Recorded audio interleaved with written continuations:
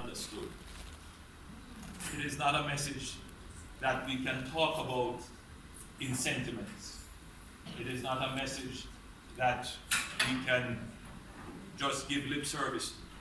If we're going to truly become economically independent as a means of expressing and further cementing our political independence on the world stage, then we have to engage actively in trade and exchange, in knowledge development and sharing. We have to engage in sharing practices, best practices. And this is what we have not done. So we have this great affinity. We have the people-to-people exchanges. We have the good relations between our countries. And we support political initiatives of each other.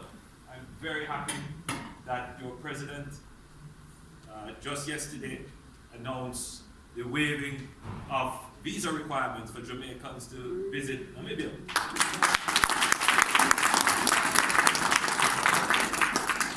We did that in the 70s as a sign of goodwill, and it is being done now as a further sign of goodwill. I was also very pleased when your President Yenga, publicly stated his support for the continuation of the ACP as a united bloc. There are considerations within some African countries that Africa should go it alone in their negotiations with the European Union. But I'm very happy to see that solidarity of unity, of the commonality of purpose and interest continues, and that your president is a strong and loud voice for the continued unity of the ACP group. So we clearly support each other on political issues. We clearly have good relations and strong affinity and respect for each other. But we must now use that people-to-people connection to build business-to-business connections. Mm-hmm.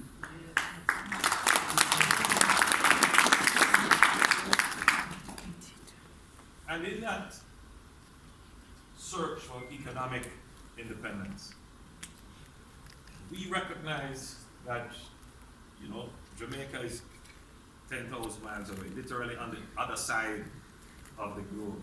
To get here, I had to travel to London, and then from London to South Africa, and then from South Africa to here.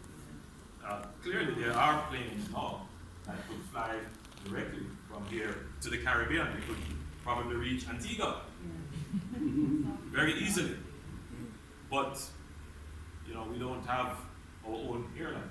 Yeah. And even so, is it economical?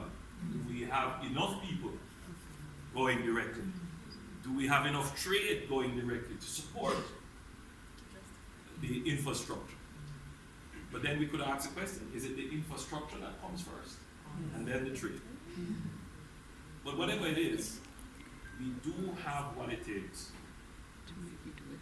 to, between us, develop strong markets that will be beneficial to us as a people. I want to point out in the room here today is a Namibian company, Amber Connect.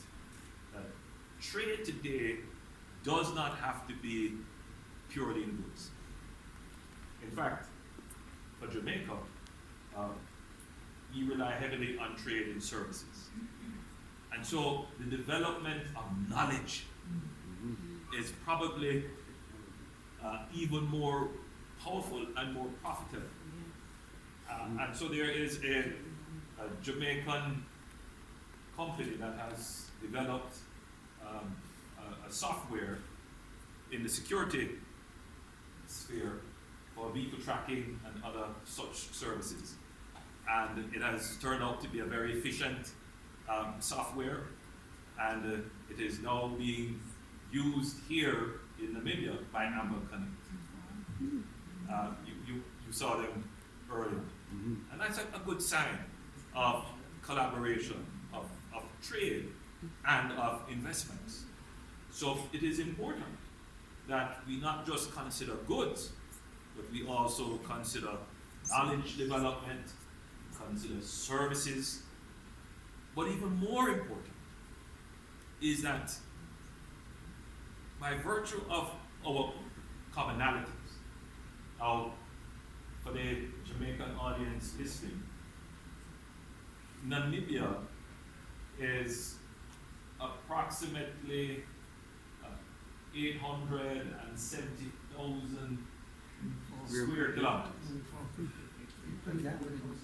824,000 square kilometers. Jamaica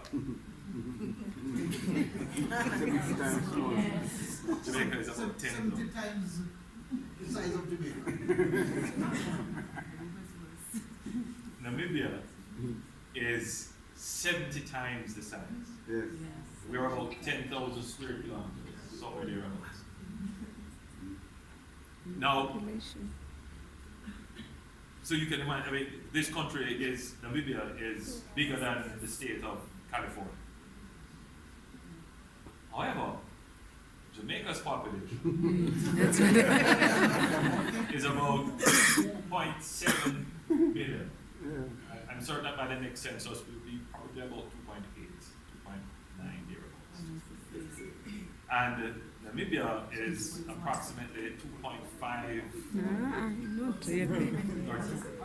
2.2. Well, I keep seeing different figures, but the figure that was quoted officially, Mr. Vice President, you're here, you can help me. 2.4, that's what I mean. Maybe somewhere in that region, 2.4, 2.5 million people. We are growing. But, From 1 to 1.2. but, and there's a big but. Yeah. So whenever I travel overseas, in any country, you're going to be criticized. Why are you traveling? Why are you traveling?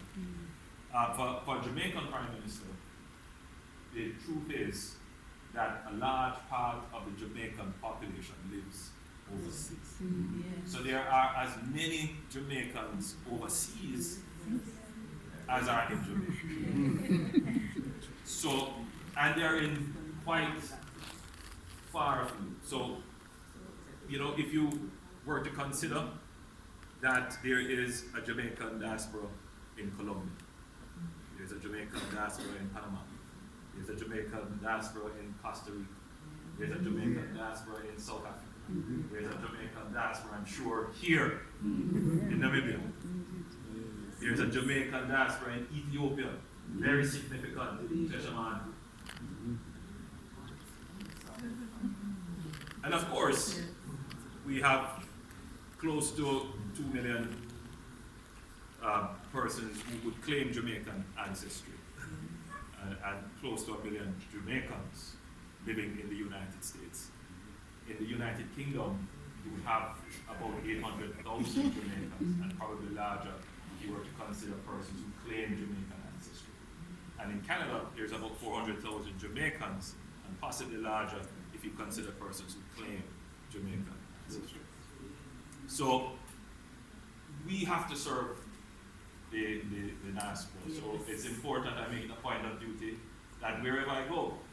Recently I was in Belgium, and there was a Jamaican diaspora there of over 150 people. So wherever I go, I make it a point of duty to meet with the Jamaican diaspora. But not just the Jamaican diaspora, because we're Caribbean people. Coincidentally, I'm now chairman of CARICOM for the next 6 months or so. So I'm very happy to see my Caribbean brothers and sisters here coming out to support. And you can't tell the difference between a Jamaican and an Antigua. In terms of everything. Not even in speech. But the truth is we're all one. We're all one.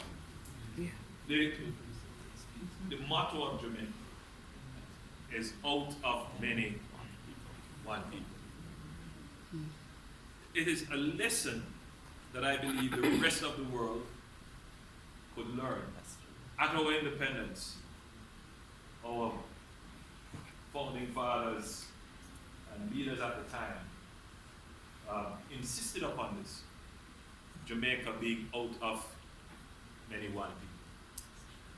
And that was reinforced when you consider the motto of the UNIA, which I was reminded and told to make sure that I clarify this point. One God, one aim, One Lord. one destiny. And one, You see the similarity? yes. Out of many one people, one God, one aim, one destiny. And then it evolved even further.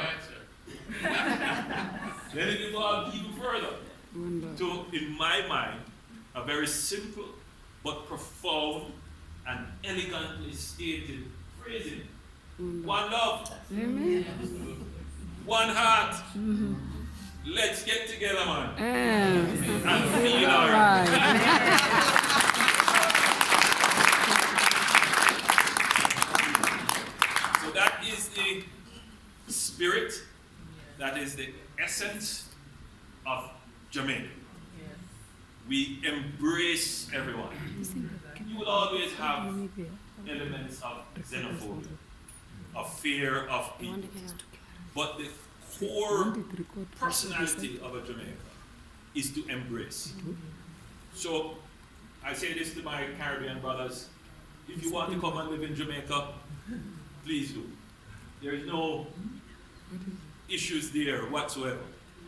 And I say to our Namibian friends, if you want to come and live in Jamaica, please do.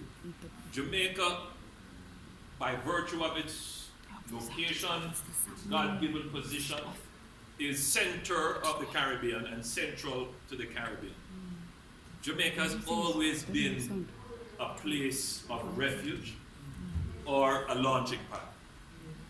And if you look at the history of Jamaica, you could easily see this. I was recounting to our Vice President and the Minister of Environment, and hoping that Dr. Garvey will back me up on this history lesson. But if you were to, for example, look at Haiti, the first country, the first black country to declare its independence. The revolution that led to its independence was inspired by a Jamaican slave who came from St. Anne's, the parish of all the St. Anne people inside here. He went to Haiti. His name is Bookman, and he was reputed to have some extra spiritual powers, if you understand what I mean. And he inspired to Toussaint Louverture.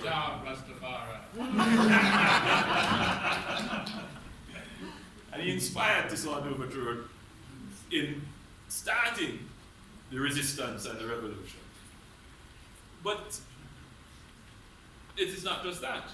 If you look at the various wars and revolution in Cuba, Jose Marti took refuge in Jamaica.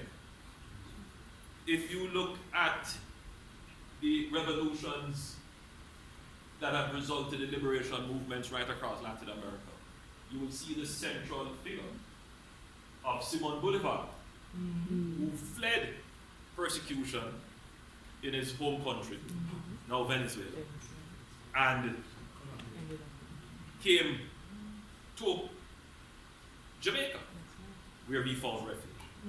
And he penned the important Jamaica letters, which went back to the various freedom fighters right across Latin America and inspired. And then, of course, he went back. Not very much known that Haiti also helped and actually sent troops and supplies to support the revolution in Central America, in Latin America. And then, of course, we come now to the period of the end of colonialism. and even before that, leading up to that in the 1930s, we have another great revolutionary who inspired people all across the world, Marcus Garvey. A man from St. Anne.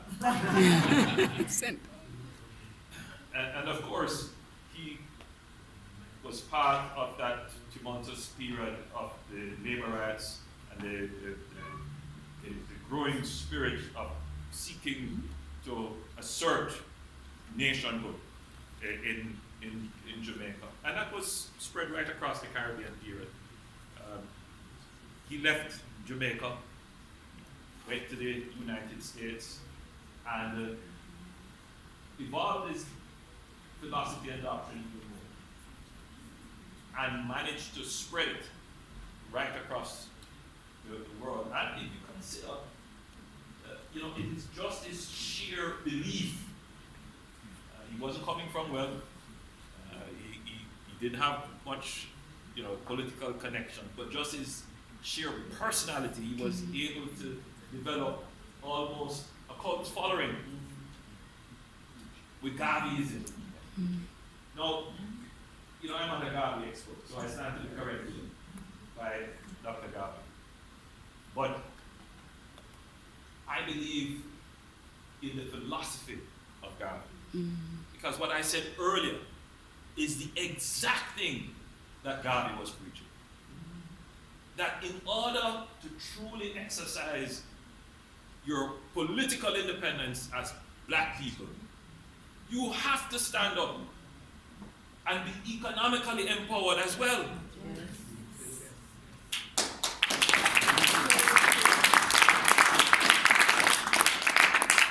One of his famous quotes is that we have to teach our children science and technology and ensure that they're literate. We have to trade, and therefore he set up the Black Star Line to foster trade between African countries and Caribbean and America.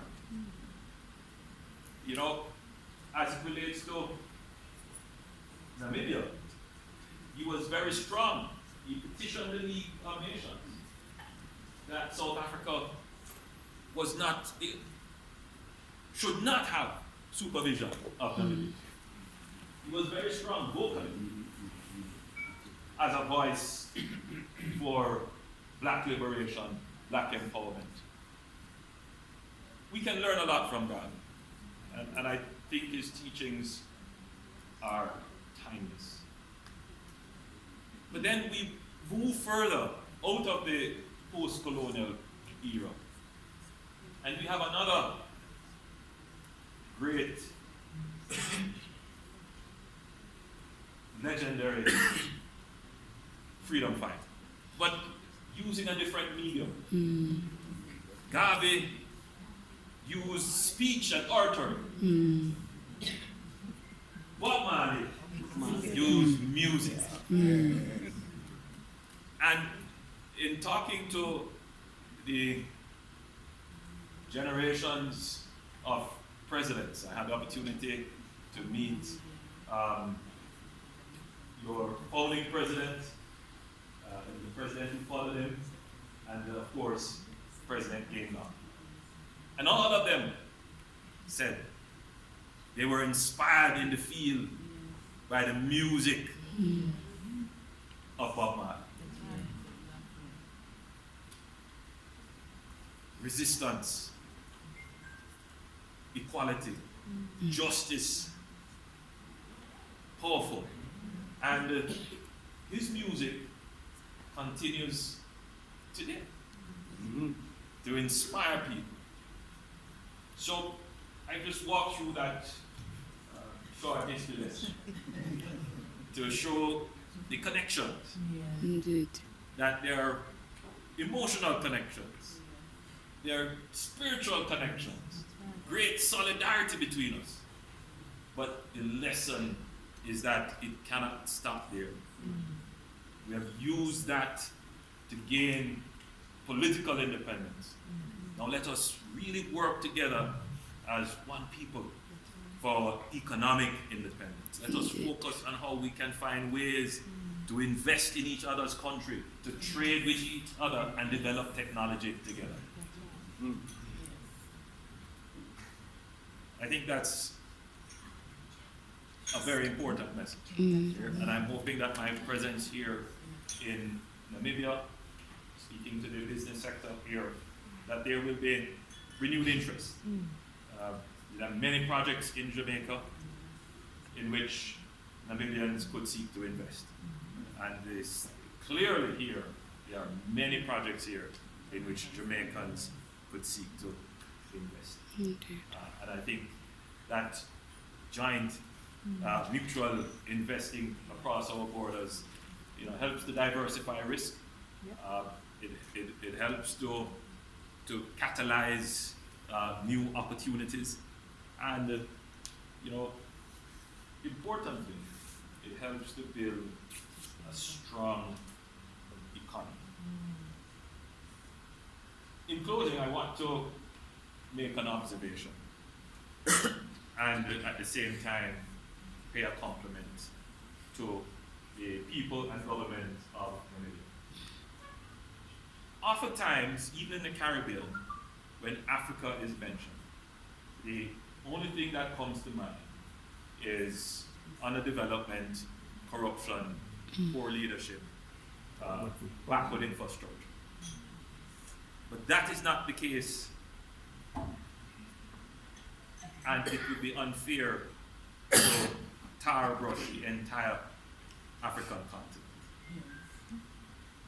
If nowhere else, Namibia is the shining example of a country that is doing well.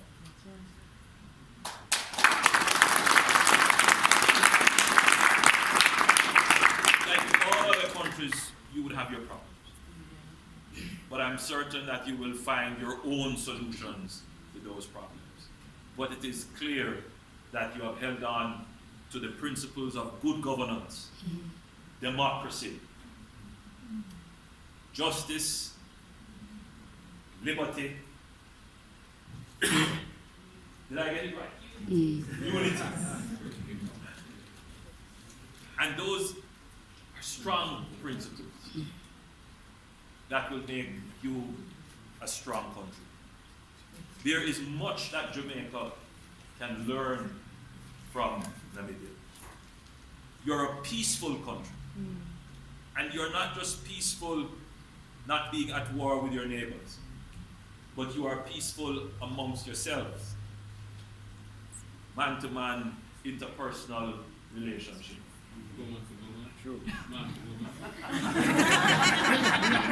No, we don't. I understand the nature of the world that I live in, and I have to be, politically correct. But I just use the term in the biblical sense. Yeah, amen. That's God creation. That's God creation. That's how you meant it This is to not be. a country where violence has become entrenched in the culture. No. It is clear that this is a peaceful, gentle, loving country. And it is to be admired and shown as an example to other countries. Crime here is very low relative to your neighbors and clearly relative to Jamaica. Your infrastructure is very good, certainly relative to Jamaica. You have taken time in planning your capital city, which we are in now, and it is amazing. And I wish that Jamaicans could see this capital city and understand the need for proper planning, understand the need for investment in infrastructure, because that is the runway on which the aircraft of your economy will take off. and from what I'm seeing here, that the Namibian economy is set for takeoff. We also see that you continue to be true to the principles of the liberation struggle. That it continues to be a driving force in your politics.